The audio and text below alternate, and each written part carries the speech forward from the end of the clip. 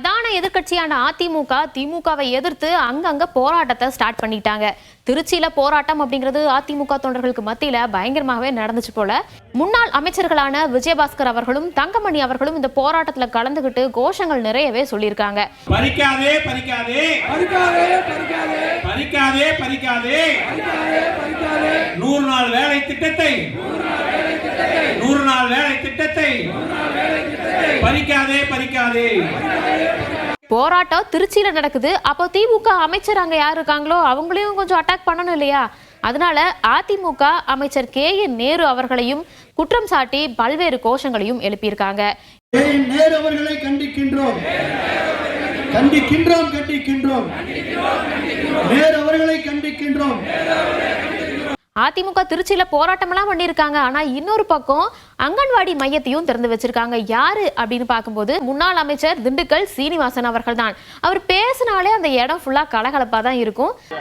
எங்க BDO sir எவ்வளவு 12 லட்சம் எவ்வளவு 12 லட்சமா சார்? அதிமுகவிலிருந்து நீக்கப்பட்டவங்க எல்லாம் மறுபடியும் அதிமுகவுக்குள்ள வருவாங்களா? அவங்கள நீங்க ஒன்றிணைச்சுக்குவீங்களா அப்படின்னு கேட்டதுக்கு தெளிவா சொல்லிட்டாரு முன்னாள் முதலமைச்சர் கழகத்தின் பொதுச் செயலர் எடப்பாடி அவர்கள். பொதுக்குழுவால் நீக்கப்பட்டவர்கள் மறுபடியும் இந்த கட்சியில் அதிமுக அனைத்து இந்திய அதிமுக சேர்த்துக் கொள்ளப்படுவதில்லை. அதை பற்றி இனிமேல் என்ற கேள்வி கேட்காதீங்க. நேற்று கூட சொல்லிட்டாரு ஓமலூர்ல. அந்த பேச்சுக்கே இடம் கிடையாது. ஏன்னா நாங்க பயங்கரமா டிஸ்கஸ் பண்ணி தலைமையெல்லாம் முடிவெடுத்துதான் இந்த நீக்கம்லாம் நடந்திருக்கு. அதிமுக பொறுத்தவரை நாங்கதான் அதிமுக அவே அதிமுக அது நம்ம என்ன பண்ற முறைப்படி அதற்குரிய நடவடிக்கைகளை எடுப்பாங்க. அதே மாதிரி உதயநிதி அவர்கள் துணை முதலமைச்சரா ஆக போறாரே அப்படிங்கிற மாதிரியான கேள்விக்கும் பதில் அளிச்சிருக்காரு. நிறைய சீனியர் மினிஸ்டர் இருக்காங்க, அதை கொடுக்கணும்னு சொல்லியிருக்காங்க. அவர் துரைமுருகனை கேட்கறாங்க, உங்களுக்கு துணை முதலமைச்சர் கொடுத்தா ஏத்துக்கணும், யார் தான் ஏத்துக்க மாட்டாங்கன்னு சொல்லியிருக்காரு. அவரு ரெடியா தான் இருக்காரு, கொடுக்கணும். அமைச்சர் சேகர் பாபு மேயர் பிரியா அவர்கள் ஆய்வு பணிகளை சென்னையில ஒரு இடத்துல மேற்கொண்டு வந்துட்டு இருந்தாங்க. பிரதான எதிர்க்கட்சியினுடைய தலைவர் EPS அவர்கள் உதயநிதி அவர்கள் துணை முதலமைச்சர் ஆனா என்னங்க நியாயம்? கட்சியில எவ்வளவு பேர் பழைய ஆட்கள் சீனியர் மினிஸ்டர்ஸ் எல்லாம் இருக்காங்க, அவங்கள விட்டுட்டு உதயநிதி அவர்களுக்கு இந்த போஸ்ட கொடுக்கலாமா அப்படின்னு கேட்க அவரே மக்கள் ஏத்துக்கல, அப்புறம் அவர் இன்னொருத்தர் ஏத்துக்கிறது அதை பத்தி எங்களுக்கு என்ன கவலை இருக்கு? சமீபத்தில் முதலமைச்சர் ஸ்டாலின் அவர்கள் அம்மா உணவகத்தை பார்வையிட்டு இருந்தாரு. ஆனா எதிர்க்கட்சியில் இருக்கக்கூடிய EPS அவர்கள் என்ன சொன்னாரு அப்படின்னா, இதெல்லாம் ஒத்துக்கிற மாதிரி இல்லைங்க, எங்க காலத்துல ஆரம்பிச்சதை இப்ப கிடப்புல போட்டிருக்காங்க அப்படிங்கிற மாதிரி குற்றச்சாட்டுகளையும் வச்சிருந்தாரு. அம்மா உணவகத்தை அவர்கள் காலத்திலேயே பட்டுப்போக செய்திருந்த ஒரு திட்டம். அந்த பட்டுப்போய் கெட்டு போய்விடக்கூடாது என்பதற்காக மாண்புமிகு முதலமைச்சர் அவர்கள் அதை கையிலே எடுத்ததற்கு அவர் வரவேற்பு சொல்ல வேண்டும், பாராட்ட வேண்டும். அமைச்சர் சேகர் பாபு அவர்கள் முதலமைச்சர் ஸ்டாலின் அவர்கள் இயேசு மாதிரி அப்படின்னு சொல்லியிருக்காரு. இயேசு மாதிரின்னு எதுக்கு அவரை சொன்னாரு அப்படின்னு பார்க்கும்போது, எதிரியாக இருந்தாலும் துரோகிகளா இருந்தாலும் கருணை உள்ளத்தோடு ஏற்றுக்கொள்ளப்படுபவர், இயேசு போல அனைவரையும் சமமாக மன்னிக்கின்ற குணம் கொண்டவர் எங்கள் முதல்வர் என்பதற்கு இந்த அம்மா உணவக திட்ட மேம்பாட்டு பணிகளே ஒரு காரணம். ரஞ்சித் அவர்கள் இந்த மாதிரி ஒரு விமர்சனம் சொல்லியிருக்காரு, நீதி கட்சி அப்படிங்கறதெல்லாம் பேசி கொஞ்சம் விமர்சனம் சொல்லியிருக்காரு அப்படின்னு கேட்டதுக்கு யாரு யாரு யாரு எனக்கு தெரியல, அவர் யாருன்னு தெரியல, எனக்கு யாருன்னு தெரியல. அவர் எனக்கு அரசியல்வாதி யாருன்னா இருந்தா அது மாதிரிலாம் தெரியும், தெரியாது. அமைச்சர் சேகர் பாபு அவர்கள் இயக்குனர் ரஞ்சித் அவர்கள் யாருன்னே எனக்கு தெரியாதுன்னு ஒரு பக்கம் சொல்லிட்டாரு. அதற்கு தமிழ்நாடு காங்கிரஸ் கமிட்டியினுடைய தலைவர் செல்வ பெருந்தகை அவர்கள் விளக்கமும் கொடுத்திருக்காரு. அவர் திரைப்படம் பார்க்கலன்னு அர்த்தம். திரைப்படம் பார்த்திருந்தா ரஞ்சிதை தெரியும், திரைப்படம் பார்க்கல, புத்தகம் அவருடைய புத்தகங்களை படிக்க அர்த்தம். என்னதான் இருந்தாலும் கூட்டணி கட்சிக்காரங்க கொஞ்சம் விட்டு கொடுக்காம வேற பேசணும். அதே மாதிரி ரஞ்சித் அவர்கள் தெரியாதுன்னு சொன்னதுக்கும் கொஞ்சம் சமாளிக்கணும் அப்படின்னு நினைச்சாரோ என்னவோ தெரியல. ஒவ்வொருவர்களுக்கு ஒரு பார்வை, ஒவ்வொருவருக்கும் ஒரு வரலாறு இருக்கிறது. அதை காலங்கள் தான் தீர்மானிக்கும். அவருடைய பார்வையில் அவர் தெரியாதுன்னு சொல்றாரு. தெரியாதுன்னு சொல்றவரை போயிட்டு நாம நீங்க ஏங்க தெரிஞ்சீங்கன்னு சொல்லலன்றது எப்படி சொல்ல முடியும்?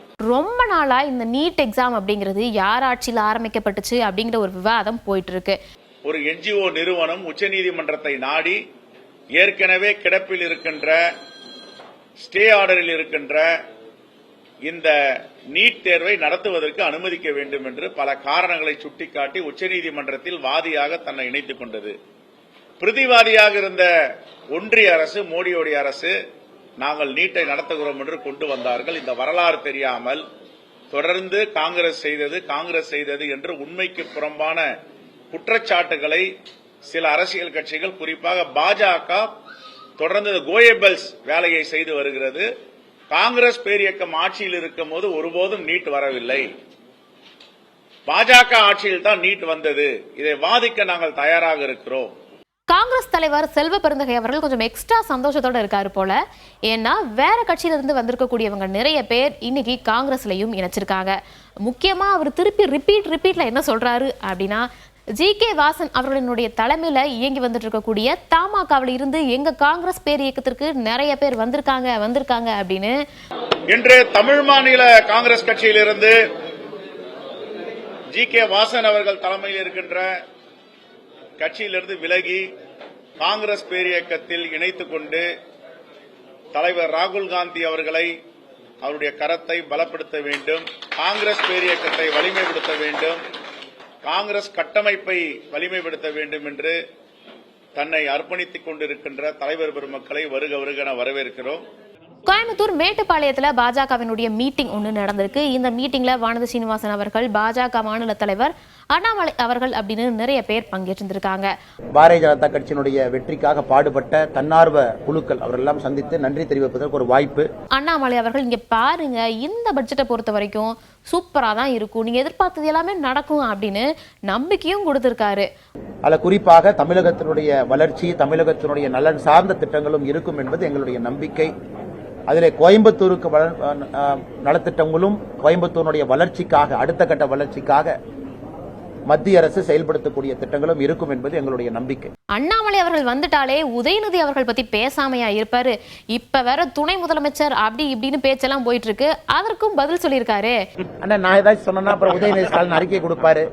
இது பாரதிய ஜனதா கட்சியினுடைய சதி திட்டம். அண்ணாமலை அவர்களுக்கும் பாரதிய ஜனதா கட்சிக்கு வேலை இல்லை. இது நாங்கள் போட்ட பகல் திட்டம் தான். உதயநிதி ஸ்டாலின் அவர்களை தமிழகத்தினுடைய முதலமைச்சர் ஆகணும்னா, நாங்க தமிழகத்துல திமுக இருந்து மக்களை காப்பாற்றணும்னு நினைக்கும் பொழுது நாங்கள் எதுக்கு சதி திட்டம் போட போறோம் உதயநிதி ஸ்டாலின் அவரை துணை முதலமைச்சர் ஆக்கணும் அப்படின்னு. அதனால் எங்களை பொறுத்தவரை முதலமைச்சருக்கு அருகதை இருக்கு. யார வேண்டுமானாலும் துணை முதலமைச்சரா அவர் அறிவிக்கலாம். ஆனா அரசியலமைப்பு சட்டத்தில் இடம் இல்லை, ஆனா வச்சுக்கலாம், தவறு கிடையாது. பாரதிய ஜனதா கட்சி ஆளுகின்ற மாநிலத்திலும் துணை முதலமைச்சர் இருக்கிறாங்க கூட்டணியில. எது எப்படியோ எது நடந்தாலும் சீனியர் அமைச்சர்கள் எல்லாம் ஒரு முக்கியமான வேலையை கண்டிப்பா பண்ணுவாங்க. சீனியர்ஸை பொறுத்த வரைக்கும், கட்சியில் இருக்கக்கூடிய உறுப்பினரை பொறுத்த வரைக்கும், என்னங்கன்னா உங்களுக்கு வேலைனா போஸ்ட் ஓட்டுறதுதான் நம்ம வேலை அப்படிங்கறத மறுபடியும் அன்னைக்கு அவங்க உறுதிப்படுத்தத்தான் போறாங்க. அதனால் இதிலே நான் கருத்து சொல்வதை விட அந்த நிகழ்வு நடக்கும் பொழுது தமிழக மக்கள் தங்களுடைய கருத்தை சொல்லுவாங்க. அது சரிங்க, பாஜக இருக்குது, அடுத்த எலெக்ஷன்ல இந்த ஏடிஎம்கே கூட்டணி அப்படிங்கறது அது ஓகே ஆகுமா அப்படிலாம் கேட்டதுக்கு, தமிழ்நாட்டில் ஒரு மாற்றம் வர வேண்டும் என்றால் பிரச்சனையை உருவாக்குனவங்கனால சரி பண்ண முடியாது. இவங்க பிரச்சனையை உருவாக்கி இருக்கிறாங்க. தண்ணி பிரச்சனை, விவசாய பிரச்சனை, தொழில் பிரச்சனை, வேலை வாய்ப்பு பிரச்சனை எல்லாம் உருவாக்கி இருக்கிறாங்க. ஆனா தமிழ்நாட்டில் ஒரு மாற்றம் வர வேண்டும் என்றால் பிரச்சனையை உருவாக்காதவங்க சேரும் பொழுது மட்டும்தான் மாற்றம் வரும். அதுல தெளிவாக இருக்கின்றோம். அது 2026 அது நடக்கும். நாடாளுமன்றத்தில் பட்ஜெட் கூட்டத்தொடர் இன்னைக்கு தொடங்கிருச்சு. இன்னைக்கு பொருளாதார ஆய்வறிக்கை அப்படின்னு சொல்லக்கூடிய எக்கனாமிக் சர்வேயை மக்களவை மற்றும் மாநிலங்களவையில் தாக்கல் செஞ்சுட்டாங்க.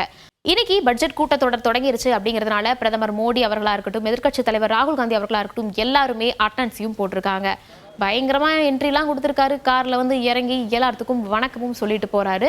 மோடி அவர்கள் வணக்கம் சொல்லும் போது தமிழ்நாட்டுக்காரர் ஒருத்தருமே அங்க இருக்காரு. மத்திய இணையமைச்சர் எல் முருகன் அவர்கள் அங்க இருக்காங்க. அவனுக்கு ஒரு வணக்கத்தை எல்லாம் சொல்லிட்டு பிரஸ் மீட்டை கொடுக்கிறாரு மோடி. நாடாளுமன்ற கட்டிடத்திற்கு வெளியே ஒரு பிரஸ் மீட்டை கொடுக்கிறாரு.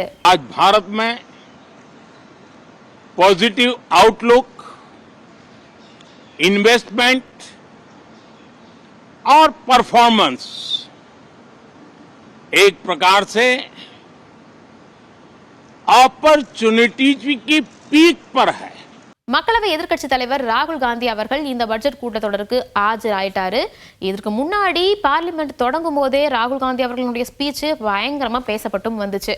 பிரதமர் மோடி அவர்கள் அதற்கு பதில் சொல்ல, மற்ற அமைச்சர்களும் கேட்க, இவர் நிற்காம பேச அப்படின்னு ஒரு படம் பார்த்த மாதிரி தான் பார்லிமெண்ட் சீனே நமக்கு ஞாபகத்துல இருக்கும். ஸோ பட்ஜெட் வேற வந்துருச்சு. பட்ஜெட்னா இன்னும் நமக்கு பேச கண்டென்ட்லாம் கிடைக்கும், கேர்ஃபுல்லா வாட்ச் பண்ணணும் அப்படிங்கிறதுக்காக ஃபர்ஸ்ட் டேவே மிஸ் ஆகாம அட்டெண்டன்ஸ் போட்டுட்டாரு போல. பார்லிமெண்ட் செஷனை முடிச்சுட்டு வெளியே நிறைய விஷயங்களை பேசியிருக்காரு ராகுல் காந்தி அவர்கள். मंत्री जी ने सुप्रीम कोर्ट की बात करी, प्रधानमंत्री की बात करी, मगर मंत्री जी को शायद ये बातें समझ नहीं आ रही हैं. और वो ये नहीं बता पा रहे हैं कि वो इसके बारे में क्या कर रहे हैं. பட்ஜெட் தாக்கல் செய்ய போறாங்க அப்படின்னாலே எல்லாத்துக்குமே ஒரு எதிர்பார்ப்பும் இருக்கும், கருத்துகளும் இருக்கும்.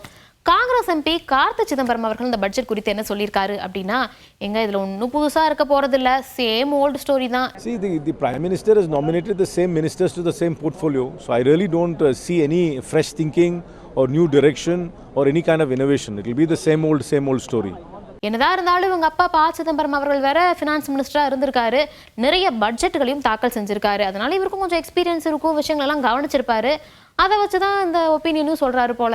பொதுவா நடிகர்கள் கிட்ட எல்லாம் அரசியல் சம்பந்தமா கொஸ்டின்ஸ் கேட்டா, இங்க பாருங்க பொலிட்டிக்கல் கொஸ்டின்ஸா இருக்குது, என்கிட்ட கேட்காதீங்க, நான் வந்து அதுக்கெல்லாம் பதில் சொல்ல மாட்டேன் அப்படின்னு சொல்லுவாங்க. ஆனா அந்த நடிகரே ஒரு கட்சியில இணைஞ்சு எலெக்ஷன்ல நின்று ஜெயிச்சு பார்லிமெண்ட் வரைக்கும் போனதுக்கு அப்புறமும் பொலிட்டிக்கல் கொஸ்டின்ஸா ப்ளீஸ் நோ என்கிட்ட வராதீங்க அப்படிங்கிற மாதிரி சொன்னா எப்படிங்க கரெக்டா இருக்கும்? All these are political questions. Please don't ask me. மத்திய அமைச்சர் சுரேஷ் கோபி அவர்களை பத்தி தான் பேசிட்டு இருக்கோம். பார்லிமெண்ட்டுக்கு இன்னைக்கு அவர் கரெக்டா என்ட்ரிலாம் கொடுத்துட்டாரு. ஆனா அவருக்கு கொஞ்சம் நடிகர் தான் அப்படிங்கிற ஞாபகம் இருக்கும் போல. All these are political questions. Please don't ask me. I am in the council. Please don't ask me this.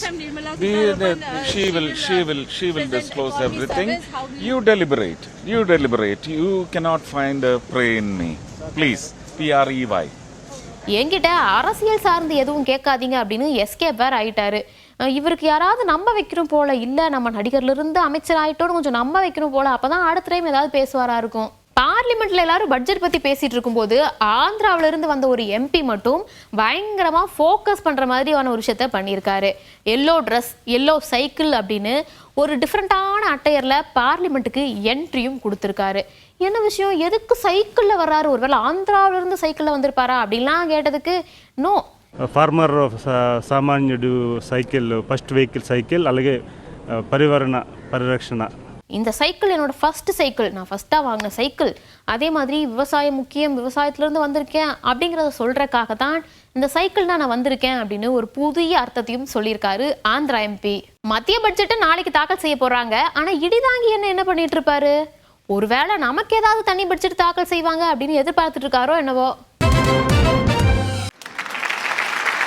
ஆனால் ஒன்றை மட்டும் கூறிக்கொள்ள ஆசைப்படுகிறேன், எந்த பக்கம் திரும்பினாலும் அடிமேல் அடி விழுந்து கொண்டே இருந்தால் இடி எவ்வளவுதான் வலிக்காத மாதிரியே நடிக்க முடியும். பட்ஜெட் தாக்கல் செய்யக்கூடிய நாளில் எதிர்ப்பு அலைகள் சுனாமியாக சுழட்டி அடிக்குமோ என்ற அச்சத்தில் இருக்கும் இடிக்கு இன்னொரு பக்கம் என்னை தாக்க காத்து கொண்டிருக்கும் எதிர்க்கட்சி கூட்டணி. இப்படி இரு பக்கம் எனக்கு அணை கட்டினால் நான் எந்த பக்கம் ஓடுவது என தெரியாமல் குழப்பத்தில் இருக்கிறேன். எதிர்கூட்டணியில் இருப்பவர்கள் இடிக்கு எதிராக குரல் எழுப்பினால் அவர்கள் நினைத்தது போல் சாதித்திட முடியுமா, அல்லது இடியைத்தான் ஜெயித்து விட முடியுமா? கேள்வி கேட்பவர்களுக்கு பதில் சொல்ல வேண்டிய இடத்தில் இடி இருந்தாலும் அவர்கள் கேள்வியில் அர்த்தமில்லை என்பதுதானே உண்மை. எந்த நேரத்திலும் குட்டையை குழப்பி என்னென்ன குழப்பங்கள் செய்து வலை வீசினாலும் மீன் சிக்குமா? இப்படி எதுவும் தெரியாமல் கூட்டணியுடன் சபை நிறைந்த கூட்டத்தில் களமிறங்கி கூட்டம் நடக்காமல் செய்வதற்கு அரை கூவலாக குரல் எழுப்பி கொக்கரிக்க திட்டம் தீட்டிக் கொண்டிருக்கிறார். அவர் என்ன திட்டம் தீட்டினாலும் அதையெல்லாம் பொடி பொடியாக ஒன்றுமில்லாமல் செய்து விடுவான். அதை மறந்து விடலாமா? நான் கொண்டு வரும் திட்டங்களுக்கு தடை விதித்தால் பொங்கி எழுந்து குடையை மடிப்பது போல் கொடைமடக்கி எப்படி அடக்குவது என்று வடை சூடும் இடிக்கு நன்றாக தெரியும். மக்களின் தேவையறிந்து சேவை செய்யவே ஒரு சேவகனாக செயலை செய்து முடிக்கும் வீரன் என்பதை மறந்திடக் கூடாது. ஆக கடன்பட்ட நெஞ்சம் போல் கலங்கினான் இலங்கை வேந்தனை போல் கொடைமடக்கி குழப்பத்தால் குழம்பி நின்றாலும் சோர்ந்து போகாமல் இமயம் போல் எழுந்து நிற்பான். அதனால் கிள்ளி எறிவதற்கு இடி ஒன்றும் கிளையில் உள்ள இலை அல்ல, யாராலும் அசைத்து பார்க்க முடியாத ஆலமரம் என்பதை உறுதியாக கூறிக்கொண்டு விடைபெறுகின்றேன். நன்றி, வணக்கம்.